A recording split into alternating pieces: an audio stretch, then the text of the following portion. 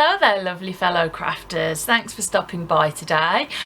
My name's Terry from Veegstez Creates, and I am delighted to bring you my second of 3 videos for the Not Too Shabby box of the month, which is the theme Meet Me. If you haven't seen my first video, that'll be linked at the end. So this video I focused on using the Meet Me at the Theatre products.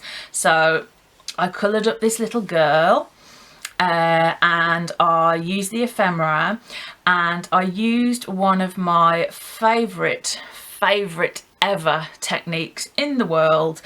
You may already know of it. I didn't come up with it. I don't know who did. It's probably like one of those things, like probably it's been around forever and lots of people know about it and lots of people don't, but it's a beautiful way to showcase gorgeous papers, and also it's a great way to stretch your beautiful paper pads because you can also mix it in with just plain or other cardstock from your stash. So in this video you're going to see me make 5 cards. You'll hear me say 3 because that's what I had intended to do, but I actually ended up making 5 cards because I just could not stop. So let's dive in, shall we? So as you can see, I started this process by placing the first strip in the upper left hand corner. That works well for me, but you can obviously start where you feel works best for you. It's a very easy technique and very difficult to get wrong. There is no wrong way of doing it. All you need to do is make sure you've got a good amount of paper strips and arrange them in a way that is pleasing to your eye, and obviously when using a paper pad all the colours are going to match, and it's as easy as that. Okay, my crafty friends, so I completed the card panel that you saw me working on, and then I also created another one, and you can see obviously I used the exact same technique, but still they look pretty different from each other with the varying widths of the different strips and the amount of colours and the positioning, etc. So the original panels that I stuck the strips onto were slightly bigger than A2, so I did them at 4.5 by 5 3/4, and that was so that I could trim off the edges, so that the 4.25 by 5.5 inch panels that I trimmed it down to would have nice neat edges, and also it meant that as a happy surprise I got these nice offcuts as well, which can also be used in the cards. Off camera I coloured up 3 of the little cute girl sitting on her little popcorn cloud eating her popcorn, and I made one of them have open eyes just by making a little mark there and there and making some pupils. That was just for me experimenting really, but I think that looks cute, as well as the sort of open-eyed I'm so happy version. So it's just nice to play around with these things. I also made a garland.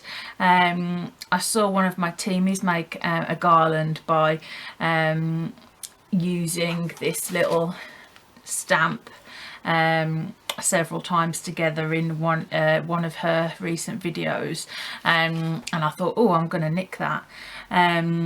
So yeah, I'm quite happy with the way that these turned out. I actually batch coloured these, so I coloured up the first one and then just thought I'm going to do them all exactly the same. And as you can tell, I paid particular attention to the colours in the paper pad. So this is a big tip for you if you're going to use coloured images that you colour in yourself with a coloured paper pad. You need to make sure that the colours match because if I had done her in my signature colours of like purple and aqua, it wouldn't have looked cohesive, and you know, so this is very bold and like primary colours. You've got bright red, bright blue, bright yellow. So I made her a little blondie and I gave her pale skin. So that's the way we've gone there. So what I'm going to do is because I've done 3 little girls, I'm going to make 3 cards. So yes, you can go ahead and pop that entire thing onto a card front. But in my mind, that's quite busy.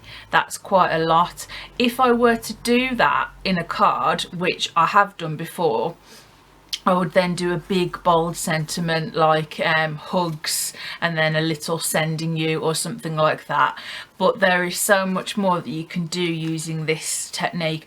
I don't know what the name is. I have not invented this, but in my mind I sort of call it the patchwork quilt effect, because that's what it looks like to me, like a sort of patchwork quilt.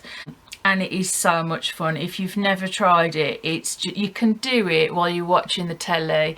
It's so easy. So I'm going to go away now and just plan out my 3 cards, and then come back and assemble them. So I'll be back in a mo.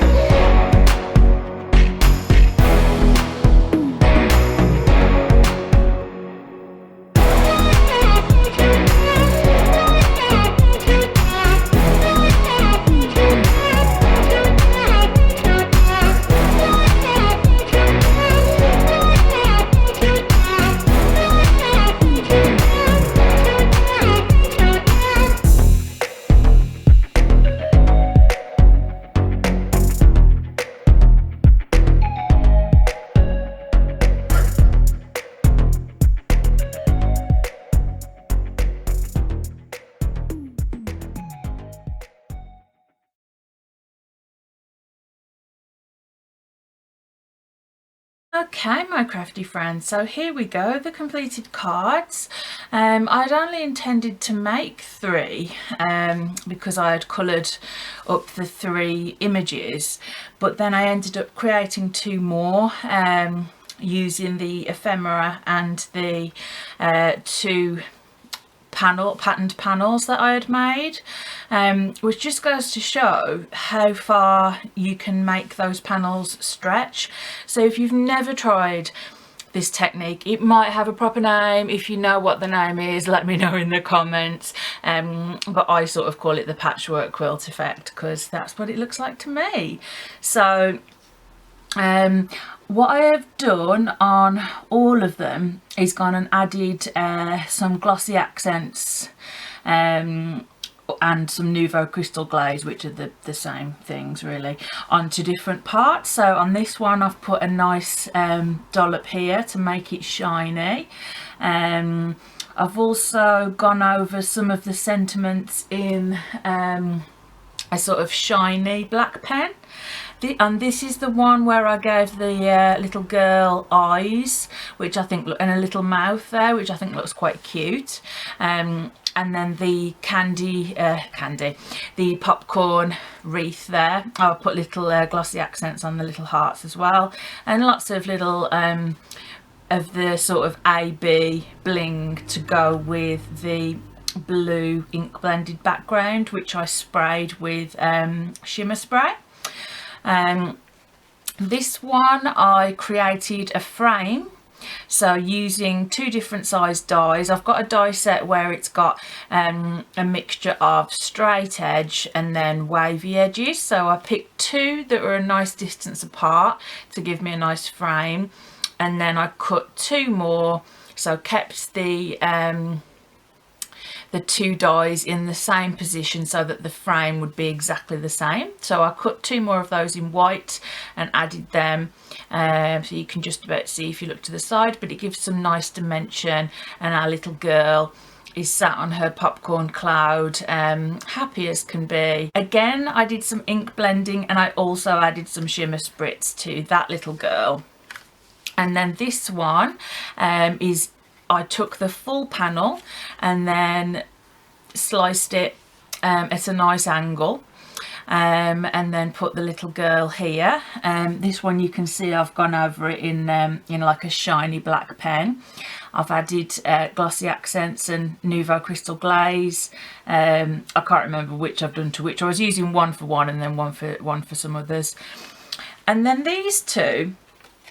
This one is what was left of that, and you remember I told you about the 2 strips that were left. Well, there were a few strips left, as you can see here, and I thought, oh well, this will make a lovely section itself, but the little girls were facing that way, and I thought that wouldn't look right, so I created a scene using these strips as like a banner to hold the sentiment. So that's like that says "Love you more than buttered popcorn," so that'd make a lovely Valentine's Day or anniversary card or something for people that like to go to the theatre or the movies.